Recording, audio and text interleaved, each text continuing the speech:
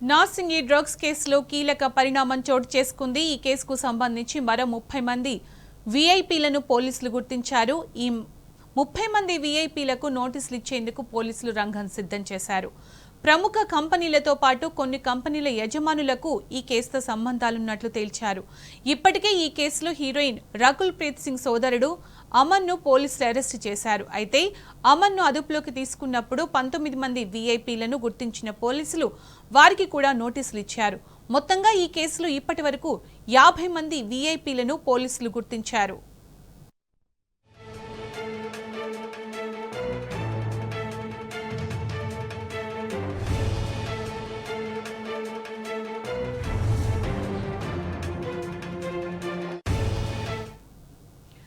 ఇదే అంశానికి సంబంధించి మరింత సమాచారం మా ప్రతినిధి భాస్కర్ అందిస్తారు. భాస్కర్, నార్సింగి డ్రగ్స్ కేసులో మరో కీలక ఘటన చోటు చేసుకున్నట్టు తెలుస్తుంది. మరో 30 మంది వీఐపీలను అరెస్ట్ చేసినట్టు తెలుస్తుంది కదా, అప్డేట్స్ ఏంటి? కీలక మలుపు చోటు చేసుకుంది. మరొక 30 మంది వీఐపీలను గుర్తించిన పోలీసులు ఆ 30 మందిలో చాలా మంది వీఐపీలుగా కూడా గుర్తించారు. ప్రముఖ ఐటీ కంపెనీలతో పాటు రియల్ ఎస్టేట్ కంపెనీలకు సంబంధించినటువంటి వారిని కూడా గుర్తించారు. 30 మంది వీఐపీలకు నోటీసులు ఇచ్చేందుకు రంగం సిద్ధం చేశారు పోలీసులు. ఇప్పటికే ఈ కేసులో టాలీవుడ్ బాలీవుడ్ హీరోయిన్ రకుల్ ప్రీత్ సింగ్ సోదరుడు అమాన్ అరెస్ట్ చేసినటువంటి పోలీసులు ఆయన వద్ద నుంచి ఆయన కన్స్యూమర్ తో పాటు సప్లయర్ గా కూడా గుర్తించారు. ఆయన దగ్గర నుంచి డ్రగ్స్ కూడా స్వాధీనిస్తున్నారు. గతంలో గోవా కేంద్రంగా ఆయన ఏర్పాటు చేసుకుని హైదరాబాద్ ఉన్నటువంటి టాలీవుడ్ కి అదేవిధంగా ప్రముఖ రియల్ ఎస్టేట్ కంపెనీస్ కి ఐటీ కంపెనీస్ కి చాలా మంది సొసైటీలో పెద్ద మనుషులాగా చెలామణి అవుతున్నటువంటి చాలా మందికి సంబంధించినటువంటి వ్యవహారంలో ఆయన డ్రగ్స్ సప్లై చేసినట్టుగా కూడా గుర్తించారు. అమన్ను పట్టుకున్నప్పుడు దాదాపు 19 మంది వీఐపీలను గుర్తించి నోటీసులు ఇచ్చినటువంటి పోలీసులు ఇప్పటి వరకు ఈ కేసులో 50 మంది వీఐపీలకు, రియల్ ఎస్టేట్ సంబంధించినటువంటి వ్యాపారస్తులకు, ఐటీ కంపెనీలో పనిచేసేటువంటి ప్రముఖులకు, అదేవిధంగా టాలీవుడ్ కి సంబంధించినటువంటి వ్యక్తులకు మొత్తంగా 50 మందికి నోటీసులు ఇచ్చారు. తెలుగు సినిమా ఇండస్ట్రీకి సంబంధించిన దాంట్లో చాలా మంది హీరోయిన్లకు సంబంధించినటువంటి వ్యవహారంలో రకుల్ ప్రీత్ సింగ్ తమ్ముడు అమానే నేరుగా వాళ్ళకు సప్లై చేసినట్టుగా గుర్తించారు. చాలా మంది స్ట్రెస్ లో ఉండటం, సినిమా ఛాన్సెస్ మిస్ కావటం, ఒకప్పుడు ఒక వెలిగి తర్వాత ఛాన్సెస్ రాకుండా డిప్రెషన్ ఉన్నటువంటి వారికి, ఎక్కువగా అడక్ట్ అయినటువంటి వారికి అమాన్ ఈ డ్రగ్స్ సప్లై చేస్తున్నట్టుగా గుర్తించారు. అంతేకాకుండా అమాన్ తో పాటు ఇంకా కొంతమంది అమాన్ కు కోఆర్డినేషన్ గా తయారైనటువంటి వాళ్ళందరినీ కూడా గుర్తించారు.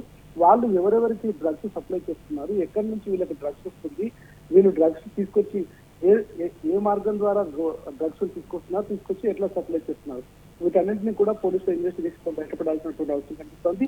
దీంట్లో ప్రధానంగా వాళ్ళు చూసినటువంటి దాంట్లో ప్రధానంగా హాలీవుడ్ కు సంబంధించినటువంటి వ్యక్తులతో పాటు ఐటీ ఇండస్ట్రీస్, రియల్ ఎస్టేట్ తో పాటు చాలా మంది వీఐపీలు కూడా, అంటే సొసైటీలో పెద్ద మనిషిలాగా చెల్లామని అవుతూ రాత్రిపూట మాత్రం ఎక్కువగా డ్రగ్స్ కు అడక్ట్ అయినటువంటి వారు చాలా మంది ఉన్నట్టు గుర్తించారు. ఆ విషయాలు బయటకు చెప్పడానికి పోలీస్ శాఖ కొంత స్తబ్దతను కొనసాగిస్తున్నారు. ఎందుకంటే వాళ్ళ పేర్లు బయటకు వస్తే వాళ్ళు న్యాయవ్యవస్థనటువంటి కొన్ని లొసుగులను ఉపయోగించుకుని వాళ్ళు బయటపడే అవకాశం ఉంది. కాబట్టి లోతుగా దర్యాప్తు చేస్తున్నారు. దర్యాప్తు అనంతరం ఖచ్చితంగా వారి పేర్లను బయటపెట్టే అవకాశం కనిపిస్తుంది. ఇక అమాన్ కు సంబంధించి పంజాబ్ లో ఉన్నటువంటి చాలా మంది అమాన్ తో టచ్ ఉన్నట్టుగా తెలుస్తుంది. పంజాబ్ కు ప్రధాన కేంద్రంగా ఈ డ్రగ్స్ దందా కొనసాగిందా, ఒకవేళ పంజాబ్ నుంచి డ్రగ్స్ తీసుకొస్తే ఎట్లా తీసుకొచ్చారు, దాన్ని బై రోడ్ తీసుకొచ్చారా, బై ఎయిర్ తీసుకొచ్చారా, బై ఫ్లైట్ లో తీసుకొచ్చారు, ఇవన్నీ కూడా తెలియాల్సిన అవసరం కనిపిస్తుంది. దీనికి సహకరించినటువంటి వారు ఎవరు, ఇక్కడ అమాన్ కు ఎవరు కోఆర్డినేటర్ గా ఉన్నారు, అక్కడ ఎవరు కొరియర్ గా ఉన్నారు, ఇవన్నీ కూడా విషయాలు బయటపడే అవకాశం విచారణలో అయితే కనిపిస్తోంది. పోలీసులు మాత్రం చాలా సీరియస్ గా దీని ఇన్వెస్టిగేషన్ కొనసాగిస్తున్నారు. ఖచ్చితంగా దీంట్లో ఉన్నటువంటి ప్రముఖులు బయటకు వస్తారా, మళ్ళీ వాళ్ళు ఏదైనా మధ్యపెట్టి వాళ్ళు కూడా బయటకు రాకుండా ఉంటారనేటువంటిది మాత్రం విచారణ తర్వాత తెలిసే అవకాశం కనిపిస్తుంది. పోలీసు మాత్రం ఛార్జ్ షీట్ లో వారి పేర్లను మెన్షన్ చేసే అవకాశం అయితే చాలా స్పష్టంగా కనిపిస్తుంది. కేవలం హైదరాబాద్ లో జరిగినటువంటి డ్రగ్స్ కేసులో మాత్రం దాదాపు 50 మంది వీఐపీలకు గుర్తించి వారికి నోటీసులు ఇచ్చారు. దాంట్లో cinema industries, real estate, IT company, కొంతమంది రాజకీయ నాయకులు వాళ్ళు కూడా ఉన్నట్టుగా తెలుస్తోంది. ఇవన్నీ విషయాలపై పోలీసులు ప్రయారిటీ అయితే ఇవ్వాల్సిన అవసరం కనిపిస్తోంది. సునీత, అంటే ఇంతమందికి నోటీసులు ఇవ్వడం జరిగింది కదా, మరి వీళ్ళని ఎప్పుడు విచారించే అవకాశం ఉందంటారు భాస్కర్? నోటీసులు ఇచ్చిన తర్వాత ఖచ్చితంగా వారికి ఒక టైం జ్యూడిషన్ అంటే ఉంటుంది. ఆ నోటీసులు తీసుకున్న తర్వాత వాళ్ళు ఈ టైంలోపు విచారణకు హాజరు కావాలి. ఒకవేళ విచారణకు హాజరు కాలేకపోతే ఎందుకు హాజరు కాలేకపోతున్నాం అనేది తన అడ్వకేట్ ద్వారా పంపించాలి.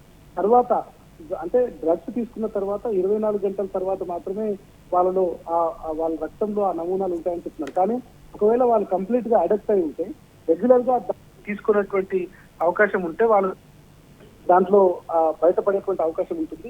కొత్త వారైతే కొంత కనుగొనడం కష్టం. కానీ అమాన్ ఫోన్ డీటెయిల్స్ ఆధారంగా అమాన్ కాల్ లిస్ట్ బయట తీసినప్పుడు రెగ్యులర్ గా దాదాపుగా సంవత్సరం నుంచి అమాన్ తో టచ్ లో ఉన్నటువంటి వారు ఎవరు, ఆయన నుంచి డ్రగ్స్ తీసుకుంటున్న వారు ఎవరు, ఆయనకు ఆర్డర్ ఇస్తున్న వారు ఎవరు, డ్రగ్స్ తీసుకోవడంతో పాటు అమాన్ ఎందుకు సప్లై చేయడానికి ఒప్పుకున్నారు అంటే అడిక్షన్ తో పాటు సప్లైయర్ గా కూడా ఎందుకు మాట్లాడినటువంటి చాలా విషయాలు పోలీసుల విచారణలో బయటపడ్డాయి. కాబట్టి ఆయన ఫోన్ డీటెయిల్స్ ఆధారంగా వారికి నోటీసులు ఇచ్చారు. నోటీసులు ఇచ్చినటువంటి వారు ఖచ్చితంగా 14 రోజుల్లోపు విచారణకు హాజరు కావాల్సిన అవసరం ఉంటుంది.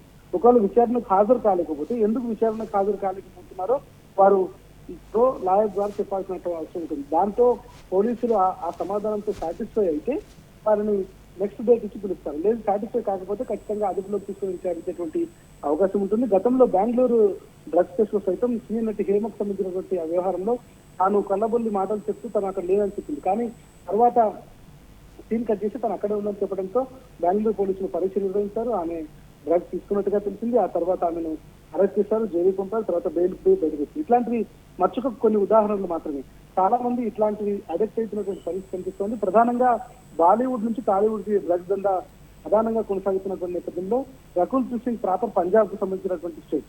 అక్కడ పంజాబ్ లో ఎక్కువగా ఈ డ్రగ్స్ వాడకం ఉందనేటువంటిది మనకు అందుతున్నటువంటి మొత్తం నేషనల్ వైడ్ ఉన్నటువంటి క్రైమ్ బ్యూరో ఇచ్చినటువంటి రిపోర్ట్ల ప్రకారం పంజాబ్ ను ఉడతా పంజాబ్ అనేటువంటి పేరుతోనే పిలుస్తున్నటువంటి పరిస్థితి కనిపిస్తుంది. అక్కడ చాలా మంది డ్రగ్స్ కు అడెక్ట్ అయ్యేటువంటి అవకాశం ఉంది అనేటువంటి చెప్తున్నారు. అక్కడి నుంచి వచ్చినటువంటి అమాన్ ఖచ్చితంగా ఇక్కడ టాలీవుడ్ వాళ్ళందరికీ కూడా ఈ డ్రగ్స్ సప్లై చేస్తున్నాడు. వారితో పరిచయమైనటువంటి బిల్డర్స్, రియల్ ఎస్టేట్స్, ఐటీ కంపెనీలు వీళ్ళందరికీ కూడా రెగ్యులర్ గా సప్లై చేస్తున్నారు. సినిమా అవకాశాలు అనేటువంటి వారు కూడా చాలా మందికి సప్లై చేస్తున్నట్టుగా గుర్తించారు.